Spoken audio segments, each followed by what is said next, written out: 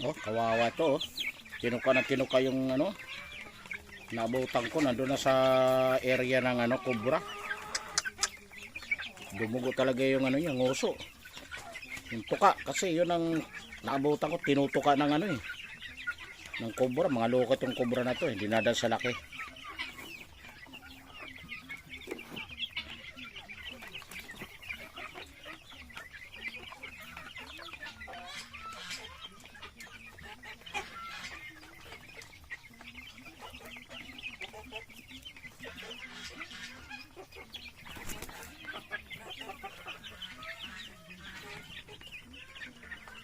Yan, ganun pa rin pakain natin. Magano na to sila. Sa 28, December 28 ay 2 buwan na. Pero malalaki na talaga sila. Oh. Yung upgraded native chicken natin. Galing kay ano to, custod chicken breeding farm. Diyan sa Cambodian, Banga. Ano, kawawa yung ano, darag. Oh. Na ano talaga yung ano niya, tuka. Oh. Binanata ng, sabi ko, nakakalabas pa rin kahit nilagyan ko na ng ano. Lagyan ko na yan ng pisnit oh. Yan, may pisnit niya no. Dito siguro kasi dito walang pisnit dito. Nilagyan ko lang ng ano, nakakalipad pa rin sila. Ito mga ano to oh. Yan, pinalabas ko nga muna yung karamihan kasi ano sila.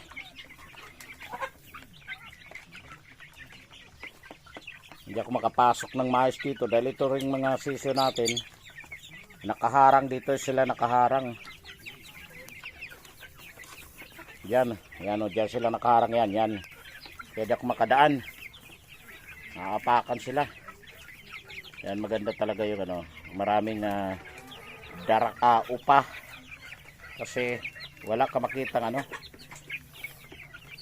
Kunting ano lang, tanggal na yung ipot nila. Kaya yan ang kaigian.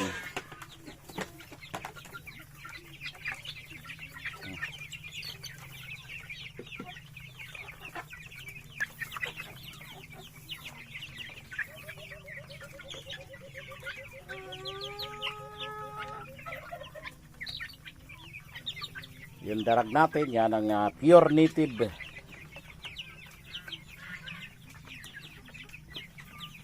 Ito. Yan, pure native yan. Ito yung dati kala ko bulag na. At sabi ni Kuraysa daw. Sabi ko hindi Kuraysa yan. Sabi ni Sinder hindi yan. Nagtukaan lang yan. Ito kawawa oh, nakapasok doon sa ano, sa area ng cobra oh. Tingnan mo naman ang likod oh. Buti hindi nasugat eh. Ito yung babae na cobra ko. Ang tuka naman ang binanatan, naabutan ko, nakaano na sila, nakasiksik na doon sa ano, pisnate. Eh kayo, alam nyo naman na matatapang yun doon, pumapasok pa kayo. Malalaki na yun eh. Yan oh, yung isa oh, tingnan mo na, wala rin ano sa likod. Kasi nakasiksik ito, dahil pala nila oh. Kasi pag nakasiksik na sila, babanatan na ng ang likod nila ng ano. Doon na tinutuka.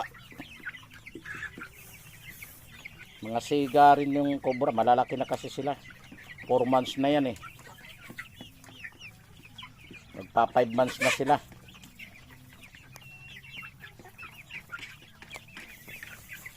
Okay, mga mahal kong ka-livestock, mga mahal kong followers, mga subscriber, hanggang dito na lang po tayo.